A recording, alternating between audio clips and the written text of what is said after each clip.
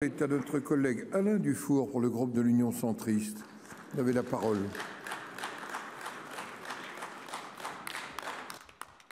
Monsieur le Président, Madame la Première ministre, Mesdames, Messieurs les ministres, mes chers collègues, ma question s'adresse à Monsieur le ministre de l'Agriculture. Bon, il n'est pas là, mais je pense que Madame Dominique Faure va me répondre sur ce sujet. Nous avons connu en 2022 une sécheresse importante et au début de cette année 2023. La question a été posée à Monsieur le Président de la République dans le cadre du Salon de l'Agriculture. Il a répondu qu'il fallait prendre des arrêtés de restriction au niveau des préfets, mais également proposer dans le cadre d'infrastructures le développement et la mise en place de retenues collinaires. C'est donc le sujet qui vous est proposé aujourd'hui. J'avais déposé une proposition de loi faisant état de la mise en place de retenues collinaires de petite taille pour des superficies de moins de 150 000 m3. Cette expérience, elle n'est pas contraire aux règles de l'écologie. Et aujourd'hui, ma question, Monsieur le ministre, Madame la ministre, pardon, c'est de savoir si vous allez soutenir ce dossier.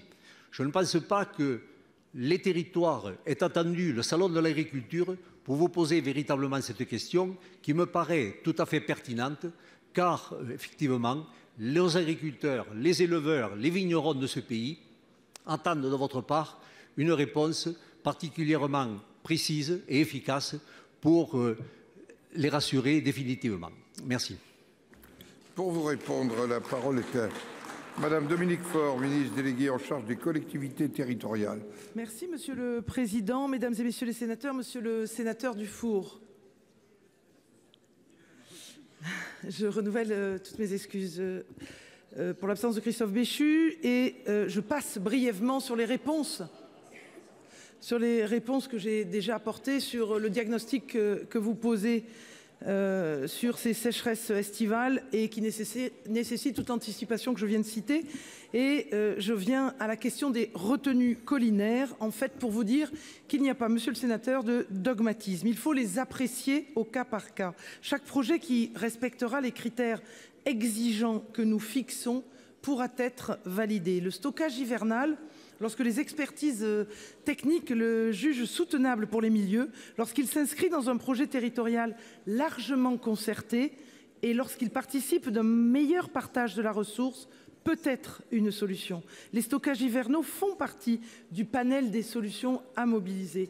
Par contre, ce n'est pas l'unique solution et sur beaucoup de territoires, cette solution ne sera pas techniquement possible. Soyez assurés que nous serons particulièrement vigilants sur les taux de remplissage de ces ouvrages dans le contexte actuel particulièrement tendu. Je vous remercie. Monsieur Dufour. Madame la ministre, nous serons vigilants, les agriculteurs seront vigilants à la mise en place de ce dispositif, car aujourd'hui, il faut être dans l'action et non pas dans l'incantation. Les Français attendent d'une manière générale des résultats tangibles et vérifiables.